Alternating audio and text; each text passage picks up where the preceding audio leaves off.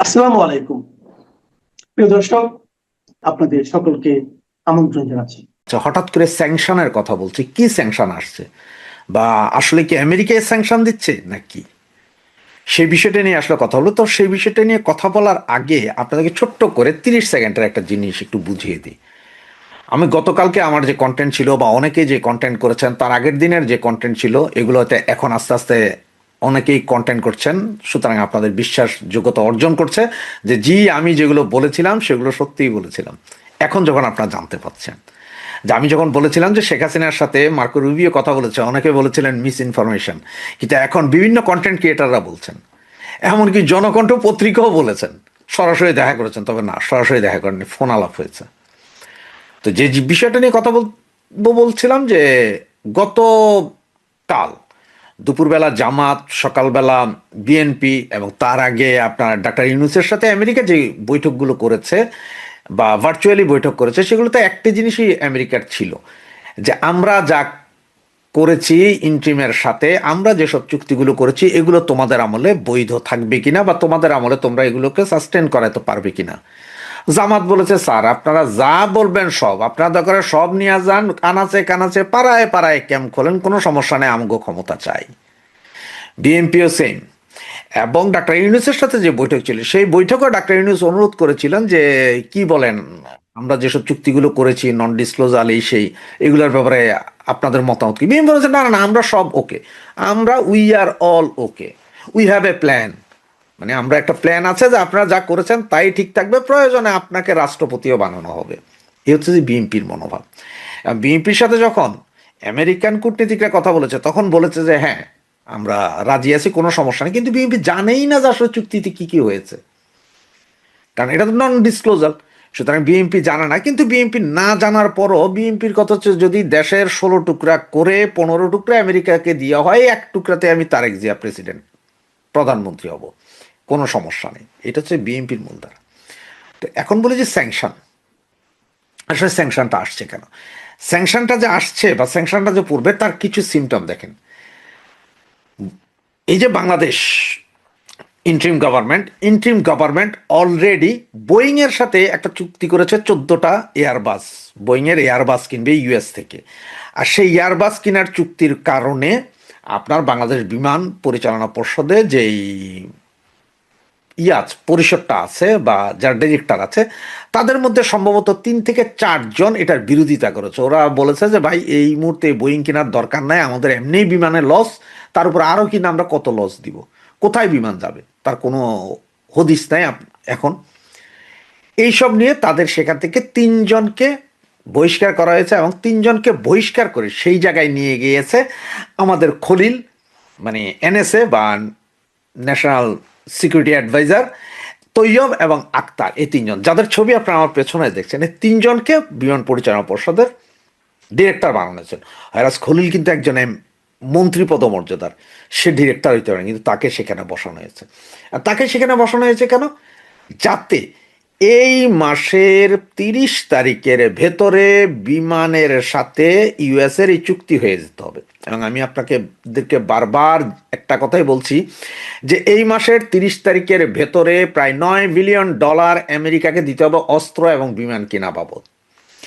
এবং এই বিমান কেনার পরে, বিমান কিন্তু কালকে কিনলে পরশু দিন আসবে না, টাকা দিয়ে দিবেন 2031 সালে প্রথমে আমরা সাপ্লাই পাবো সম্ভবত 2টি বিমান, এরপরে ধাপে ধাপে বাকিগুলো পাবো। এই হচ্ছে যে অবস্থা। কিন্তু টাকা এখনই চলে যেতে হবে আমেরিকার ভান্ডারে। কারণ হচ্ছে যে আগামী ফেব্রুয়ারিতে ইলেকশনের পরে যদি কিছু হয়ে যায়, তার জন্যই 100% আমেরিকা এশিওর করতেছে যে আমাদের টাকাও পাবো, চুক্তিও আমাদের হয়ে যাবে। আর যার কারণে এই 3 পান্ডাকে বিমান পর্ষদে নেওয়া হয়েছে, এবং যারা এটার বিরোধী করে তাদেরকে বহিষ্কার করা হয়েছে। এগুলো এখন ওপেন সিক্রেট। এর ভিতরে বাংলাদেশ সরকার এর আগে আরো 6 মাস 7 মাস আগে ইউরোপের সাথে এয়ারবাস কেনার একটা চুক্তির কথা বলেছিল, এবং সম্ভবত চুক্তিটা একটা মৌখিক লিখিত নর্মাল চুক্তি হয়েছে সম্ভবত এরকম। কিন্তু সেখান থেকে পিছিয়ে হচ্ছে, সেখান থেকে বিমান নিবে না। এরপর আবার ইউরোপের দেশগুলোর সাথে ইউরোফাইটার কেনার জন্য একটা কথাবার্তা চলছিল এবং সেটাও প্রায় শিওর ছিল যে 4টা বা 8টা ইউরো ফাইটার কিনবে, সেটা থেকেও পিছিয়ে হটে এসেছে। এই সব ঘটনা যখন হচ্ছে তখন ওই যে আমেরিকার যে বোয়িং বোয়িং যদি না কিনে তাহলে আমেরিকা স্যাংশন দিবে, এবং আমেরিকার স্যাংশনের দেখেন কিছু কিছু চিত্র দেখেন। আমেরিকার স্যাংশনের মধ্যে অলরেডি আপনার এই যে ভিসা, আপনারা যে ভিসা নিয়ে যাই সেটার উপর যেমন টোটাল কলাপস করছে। এরপর ট্যুরিস্ট যাইতে হইলে আপনার 15 লাখ টাকা জমা দিয়ে এরপরে ট্যুরিস্ট ভিসা নিতে হবে। এগুলো কিন্তু মোটামুটি একটা স্যাংশনের পর্যায়ে, এটা 100% স্যাংশন না, ইকোনমিক স্যাংশন না, কিন্তু এটা মানে আমরা তোমাদেরকে যে কোনো মুহূর্তে স্যাংশন দিতে পারি যদি তোমরা আমাদের এই জিনিস না নাও। এগুলো দেওয়ার পরও এরপরে বাকি চুক্তি যদি যেই সরকার আসবে সেই সরকার যদি না করে তাইলে আসবে মূল স্যাংশন। এইদিকে ইউরোপীয় ইউনিয়ন এরাও কিন্তু একটা স্যাংশন দিবে, এবং ওরা যে দিবে এটা ঠিক, কারণ ওদের মধ্যে অলরেডি কূটনীতিক দৌড়ঝাঁপ শুরু হয়েছে যে এয়ারবাসের চুক্তি করার কথা থাকলো, এয়ারবাস না কিনে তোমরা বোয়িং কেনার জন্য যাচ্ছ। এটা কিন্তু বিশাল লস ইউরোপের জন্য, তারাও স্যাংশন দেওয়ার চিন্তা ভাবনা করছে। আর সেই চিন্তা ভাবনা থেকে আপনাদেরকে আজকে এই মুহূর্তে বলে দিই, একটু খোঁজ নিলেই পাবেন আপনারা, গ্যাপ, জারা এবং ম্যাঙ্গো সহ অলরেডি 6টা বৃহৎ ইউরোপীয় কোম্পানি তারা গুটিয়ে নিচ্ছে আমাদের দেশ থেকে তাদের বিজনেস। আপনি এটা অনন্ত গ্রুপে জানতে চাইলে তারা বলে দিবে গ্যাপের অবস্থা কি। এরপরে জারা, ম্যাঙ্গো, তারপরে আপনার অন্য আরও যেই 4-5টি বড় বড় কোম্পানি আছে যারা বিলিয়ন ডলারের গার্মেন্টস প্রোডাক্ট নেয়, তারা সকলে এখন আস্তে আস্তে বন্ধ করে দিচ্ছে, এবং জানুয়ারির 30 তারিখের ভেতরে যখন বোয়িংয়ের সাথে চুক্তিটা হয়ে যাবে টোটালি কলাপস করে দিবে গার্মেন্টস সেক্টরের এই সব বড় কোম্পানিগুলো সব কিছু নাও। এরা সব চলে যাবে ভারতে অথবা চায়নাতে, যেখান থেকে ওদের এরপরে সুবিধা তারা সেখানে চলে যাবে। কারণ ইউরোপ বলতেছে যে তোমরা এইখানে আমাদের এইখানে উইদাউট ট্যাক্সবিহীন গার্মেন্টস পণ্য পাঠাও এবং সেই পণ্যে তোমরা লাভবান হও, আর আমাদের কাছ থেকে কিনা না কিনে তোমরা কিনবে আমেরিকা থেকে। ফর এক্সাম্পল, আমেরিকাতে যদি বছরে যদি $50,000 গার্মেন্টস পণ্য যায়, সারা ইউরোপে যায় $2 বিলিয়ন। সুতরাং এটাই হচ্ছে যে কাহিনী, এবং এই জন্যই ইউরোপীয় ইউনিয়ন স্যাংশন দিবে 30 তারিখের পরে, যে কোনো সময় স্যাংশন আসতে পারে আপনারা দেখবেন, এবং যদি চুক্তি না হয় আমেরিকাও দিবে। আর এদিকে যে নির্বাচন, আওয়ামী লীগবিহীন নির্বাচন, এটা তো কি হচ্ছে আপনারা জানেন, এটা আসলে কোনো নির্বাচন না, এটা হচ্ছে যে ইউনুসের যেই গভর্নমেন্ট আছে সে সরে যাবে, আরেকটা গভর্নমেন্ট আসবে, এবার যেই জিতুক এটা আসবে। এরপরে তো রাষ্ট্রপতিকে ইমপিচ করা হবে, তো রাষ্ট্রপতি আগেই বলে দিয়েছে যে উনি থাকতে চান না, সুতরাং উনি হয়তো ক্ষমতাটা দিয়ে চলে যাবেন। ইউনুস হয়তো এখানে একটা সুবিধা নিচ্ছে, বিএনপির সাথে একটা কথাবার্তা হয়েছে, এনসিপির সাথেও কথাবার্তা হয়েছে, যেই জিতবেন জিতেন, আমাকে রাষ্ট্রপতি রেখে দিয়েন প্লিজ, আমার অনেক সহায় সম্পত্তি এই দেশে আছে, এগুলো রক্ষা করতে হলে আমার অন্তত 2-4-5 বছর আরও থাকতে হবে, এগুলোর একটা প্ল্যান। তো এতে আওয়ামী লীগ আলাদের হতাশ হয়ে লাভ নেই, কারণ এই ইলেকশনটাকে পৃথিবীর কোনো দেশই মেনে নিবে না, এবং যেটা মেনে নিবে না সেটার জিনিসগুলো আর আস্তে আস্তে দেখতে পারবেন। এই যে এখন হিউম্যান রাইটস ওয়াচ তারা গত পরশুদিন যে রিপোর্ট দিয়েছে যে বাংলাদেশে হত্যা, খুন, নৈরাজ্য দ্বিগুণ আকারে বাড়ছে, এবং এটা বেড়েই চলছে, কমার কোনো লক্ষণ নেই, আইন শৃঙ্খলা পরিস্থিতি নেই। এবার আস্তে আস্তে এখন সবাই মুখ খুলবে, আস্তে আস্তে মুখ খুলতে থাকবে, এবং এটা দেখতে থাকবেন। সুতরাং আওয়ামী লীগ নেতাকর্মী, আমার ভাই বোনদেরকে বলবো, ভয়ের কোনো কারণ নেই। হ্যাঁ, আপনাদের হয়তো হতাশা হতে পারে যে আপনারা এই মুহূর্তে ক্ষমতায় নেই বা ক্ষমতায় আসতে পারতেন না। ভাই, আপনারা 16 বছর চালিয়েছেন, 16 বছরে আওয়ামী লীগ যা করে দিয়ে গেছে আগামী 50 বছরও অন্য কোনো সরকার এসে এটা করতে পারবে না। এটা মানুষ জানে, আমজনতা জানে, সাধারণ জনগণ জানে। আর তার জন্য এখন যেই সরকারই গঠিত হবে হোক, সেটা কতদিন সাস্টেন করে এবং তার মাজার জোর কয়দিন থাকে সেটাও আমরা দেখার বিষয়, দেখি। তবে খুব বেশি দিন তারা থাকতে পারবে না, কারণ ইন্টারন্যাশনালি আওয়ামী লীগবিহীন নির্বাচন কেউ মেনে নেবে না। আওয়ামী লীগবিহীন নির্বাচন না বলি, আমি যদি এটাকে এইভাবে বলি যে বাংলাদেশের 50% লোকের মতামত উপেক্ষা করে কোনো ইলেকশন আন্তর্জাতিক বিশ্ব মেনে নেয় না এবং মেনে নিবেও না। জয় বাংলা, জয় বঙ্গবন্ধু। বাংলাদেশের রাজনীতিতে এখন চলছে মিটিং বা বৈঠকের ছড়াছড়ি, এর কোনটি হচ্ছে প্রকাশ্যে, কোনোটি চলছে গোপনে, কোনোটি দেশীয় শক্তির সাথে, কোনোটি বিদেশি পরাশক্তির সাথে। তবে খবর হলো অন্তর্বর্তী সরকারের বিদেশি মিত্ররা, বিশেষ করে আমেরিকা ও ইউরোপের শক্তিশালী দেশগুলো সরকারের উপর আস্থা হারিয়ে ফেলেছে।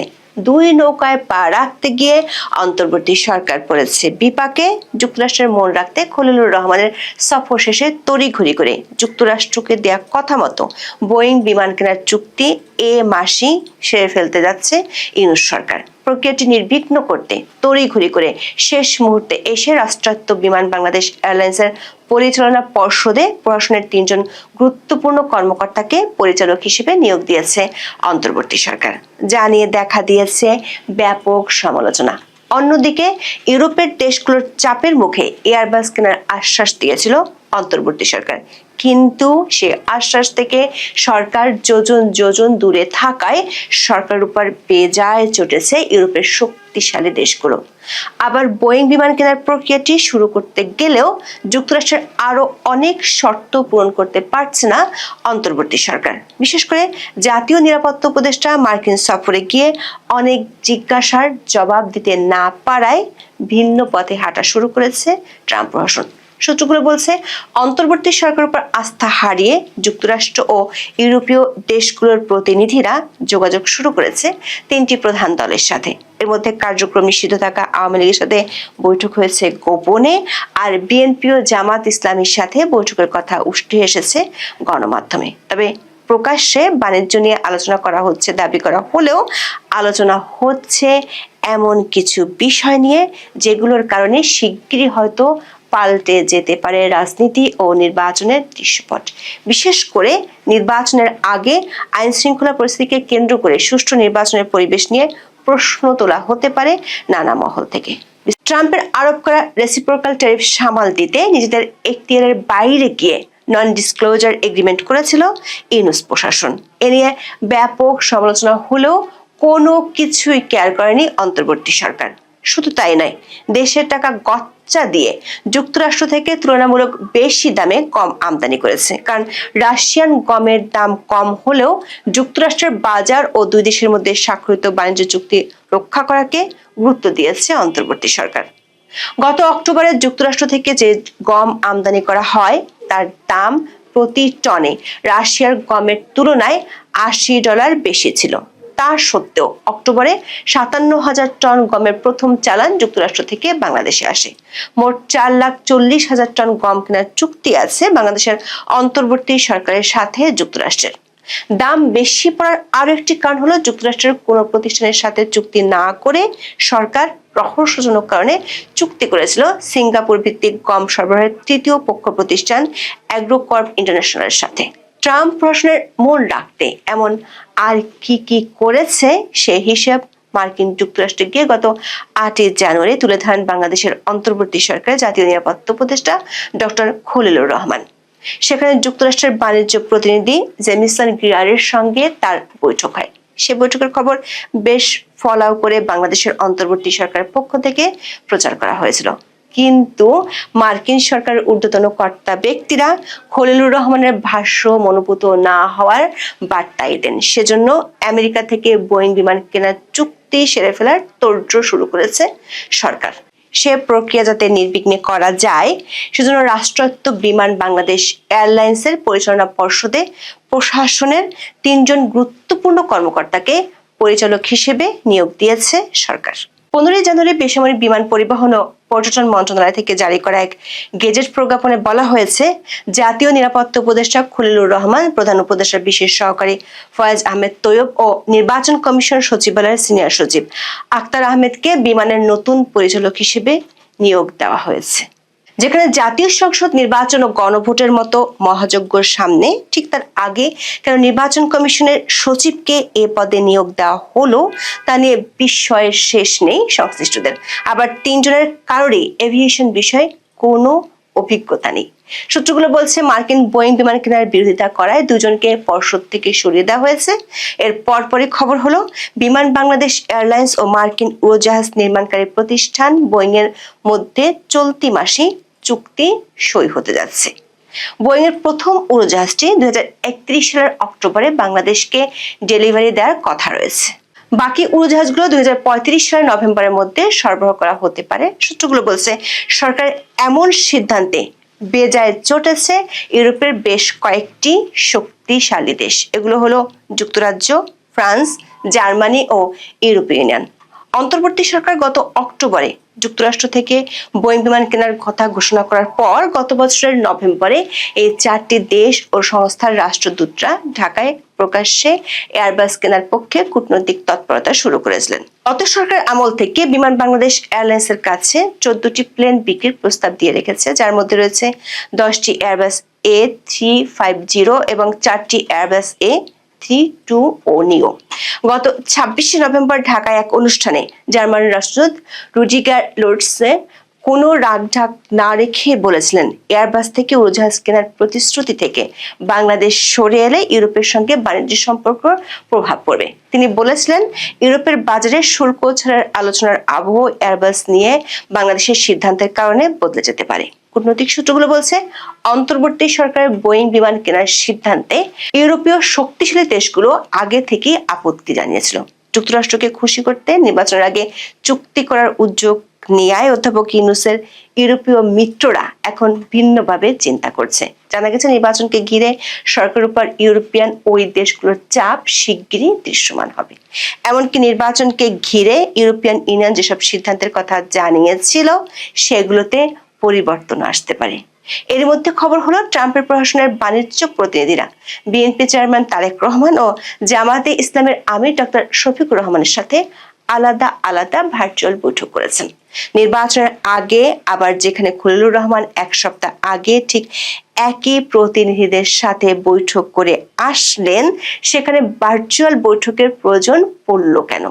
প্রশ্ন উঠেছে অধ্যাপক ইউনূসের সরকার নিজের এখতিয়ারের বাইরে দেশের ইতিহাসে প্রথমবারের মতো যে গোপন চুক্তি করেছেন, সেটি যে রাজনৈতিক সরকারগুলো দেশের স্বার্থের কথা চিন্তা করে বহাল রাখতে পারবে না, এমন দুশ্চিন্তাকে মার্কিন সরকারকে পেয়ে বসেছে। মানবজমিনে এ নিয়ে যে খবর প্রকাশিত হয়েছে তা যদি সত্যি হয় তাহলে সেটি হবে উদ্বেগজনক। মানবজমিনের খবরে বলা হয়েছে ইউএস ট্রেড রিপ্রেজেন্টেটিভ জেমিসন গ্রিয়ারের সাথে তারেক রহমানের আধা ঘন্টার বৈঠকের শুরুটা ছিল অনেকটা নাটকীয়। ট্রেড নেগোসিয়েশনের নানা বিষয়ে আলোচনায় উঠে আসে। মিস্টার গ্রিয়ার জানতে চান এই ট্রেড নেগোসিয়েশনে তারেক রহমানের অবস্থান কি, বিশেষ করে বাংলাদেশ সরকারের তরফে যে আলোচনা হয়েছে তা নিয়ে তার মনোভাব কি। মানবজমিন বলছে তারেক রহমান স্পষ্ট করে বলেন, সরকার যে নেগোসিয়েশন করেছে তাতে তাদের সম্মতি রয়েছে। সরকার যেভাবে আলোচনা এগিয়ে নিয়েছে তাতে তাদের কোনো দ্বিমত বা আপত্তি নেই। দর্শক, চুক্তিটি গোপন হওয়ায় তারেক রহমান তা দেখার কথা নয়। তাহলে সরকারে যাওয়ার আগে চুক্তি না দেখে তারেক রহমান কিভাবে এবং কেন এই নিশ্চয়তা দিচ্ছেন? দর্শক, লক্ষণীয় বিষয় হলো তারেক রহমানের সাথে মার্কিন প্রতিনিধিদের ভার্চুয়াল বৈঠকটি হয়েছে 16ই জানুয়ারি। তার আগে 15ই জানুয়ারি সন্ধ্যায় তারেক রহমান সপরিবারে সাক্ষাৎ করেন প্রধান উপদেষ্টা অধ্যাপক ইউনূসের সাথে। সরকারের পক্ষ থেকে এটিকে নিছক সৌজন্য সাক্ষাৎ বলে দাবি করা হলেও নির্বাচনের আগে প্রধান একটি রাজনৈতিক দলের নেতার সপরিবারে সরকার প্রধানের সাথে বৈঠকের বিষয়টি নিয়ে প্রশ্ন উঠতেই পারে। দর্শক, তারেক রহমানের সাথে বৈঠকের পর দুপুরে জামাত ইসলামের আমির ডক্টর শফিকুর রহমানের সাথে আরেকটি ভার্চুয়াল বৈঠক করেন জেমিসন গ্রিয়ার। অবশ্য জামাত ইসলামী যে প্রেস রিলিজ দিয়েছে সেখানে তারেক রহমানের মতো নিশ্চয়তা দেওয়ার কথা বলা নেই। সূত্রগুলো বলছে অধ্যাপক ইউনূসের প্রশাসনের উপর বিরক্ত হয়ে মার্কিন প্রশাসন এবার রাজনৈতিক দলগুলোর সাথে যোগাযোগ করা শুরু করেছে। বাংলাদেশে নিযুক্ত মার্কিন নতুন রাষ্ট্রদূত ব্রেন্ট ক্রিস্টেনসেন বাংলাদেশে বেশ কয়েকটি রাজনৈতিক দলের নেতার সাথে অনানুষ্ঠানিক বৈঠক করেছেন। এর মধ্যে কার্যক্রম নিষিদ্ধ থাকা আওয়ামী লীগের 2 জন শীর্ষ পর্যায়ের নেতার সাথে বৈঠকের খবর জানা গেছে। মার্কিন স্টেট ডিপার্টমেন্টের 2 জন ঊর্ধ্বতন কর্মকর্তার সাথে আওয়ামী লীগের শীর্ষ পর্যায়ের নেতাদের সাথে ভার্চুয়াল বৈঠক হয়েছে। একইভাবে ইউরোপীয় কয়েকটি দেশের প্রতিনিধিরাও আওয়ামী লীগের নেতাদের সাথে বৈঠক করেছে। একটি সূত্র জানা গেছে আওয়ামী লীগের পক্ষ থেকে 18 জানুয়ারির পর বড় ধরনের কর্মসূচি ঘোষণা করা হবে। নো ভোট নো ভোট এই স্লোগানে কর্মসূচি দিবে কার্যক্রম নিষিদ্ধ থাকা দলটি। ওই কর্মসূচির পরপরই বিদেশি শক্তি যারা এতদিন অধ্যাপক ইউনূসের মিত্র বলে পরিচিত ছিল তারাও নানা ধরনের বিবৃতি দিতে পারে। সেখানে সামনে আসবে ইনক্লুসিভ বা অন্তর্ভুক্তিমূলক নির্বাচনের কথা। আবার বিদেশি এসব শক্তিগুলো আইন শৃঙ্খলার অবনতি এবং জঙ্গিবাদ ইস্যুটিও সামনে নিয়ে আসতে পারে। এমনিতেই সরকার কোনোভাবে আইন শৃঙ্খলা পরিস্থিতি কোনোভাবেই নিয়ন্ত্রণ করতে পারছে না। 16 জানুয়ারি ময়মনসিংহ 1 আসনে বিএনপির এক বিদ্রোহী প্রার্থীর সমর্থককে ছুরিকাঘাতে হত্যা করা হয়েছে। শুক্রবার সন্ধ্যা 6টার দিকে ধোবাউড়া উপজেলার ঘোষগাঁও ইউনিয়নের এরশাদ বাজার এলাকায় এই ঘটনা ঘটে। অন্যদিকে গাইবান্ধা 3 আসনের স্বতন্ত্র প্রার্থী আইজার রহমানকে রংপুরে অজ্ঞান অবস্থায় উদ্ধার করেছে পুলিশ। অন্যদিকে খোদ নির্বাচন ভবনেই দেখা গেছে ইতিহাসের নজিরবিহীন ঘটনা। দ্বৈত নাগরিকত্বের জেরে শেরপুর 2 আসনে বিএনপি প্রার্থী ফাহিম চৌধুরীর প্রার্থিতা বাতিল চেয়ে আপিল করেছিলেন ইয়াজ দাইন নামের এক ভোটার। নির্বাচন কমিশনের আপিল শুনানির দিন তাকে ভবন থেকে বের করে রাস্তায় এনে বেধড়ক মারধর করা হয়। সংবাদপত্রের খবর অনুযায়ী আগারগাঁও নির্বাচন ভবন চত্বরে পুলিশের সামনেই ইয়াসদাইনকে পেটান বিএনপি প্রার্থীর সমর্থকেরা। এই সময় নির্বাচন ভবন মিলনায়তনে আপিল শুনানি চলছিল। সোশ্যাল মিডিয়ায় ছড়িয়ে পড়া ভিডিওতে দেখা যায় বিকেলের দিকে কয়েকজন নির্বাচন ভবনের সামনে ইয়াসদাইনকে কিল ঘুষি মারছেন। অবশ্য ঘটনার দৃশ্য সোশ্যাল মিডিয়ায় ভাইরাল হলেও বরাবরের মতো মুখে কুলুপ এঁটেছে নির্বাচন কমিশন। এর আগে মনোনয়নপত্র বাছাইয়ের সময় সারা দেশে তুগলকি কাণ্ড ঘটলেও কোথাও কোনো ব্যবস্থা নেওয়ার খবর আসেনি। উল্টো হুমকি লাঞ্ছনার মুখে নির্বাচনী কর্মকর্তারা ছিলেন অসহায়। দেশের প্রায় 5.5 দশকের ইতিহাসে নির্বাচনী কর্মকর্তাদের এতটা নাজুক দশা আর কখনো দেখা যায়নি। সেদিক থেকে এরই মধ্যে ইতিহাসে জায়গা করে নিয়েছে ডক্টর ইউনূসের আমলে নির্বাচন। একটি সূত্র বলছে, সামনের 7 থেকে 10 দিনের মধ্যে পরিস্থিতি নাটকীয় মোড় নিতে পারে। এমনকি নির্বাচনের সাথে সংশ্লিষ্ট কয়েকটি ইস্যু আদালত পর্যন্ত গড়াতে পারে। সেটি হলে দেশের রাজনীতি ও নির্বাচন নিয়ে পরিস্থিতি আরো জটিল হয়ে উঠতে পারে। আর এসব কিছুই নির্ভর করছে বিদেশি পরাশক্তিগুলো কোন দিকে ঝুঁকে তার উপর। এখন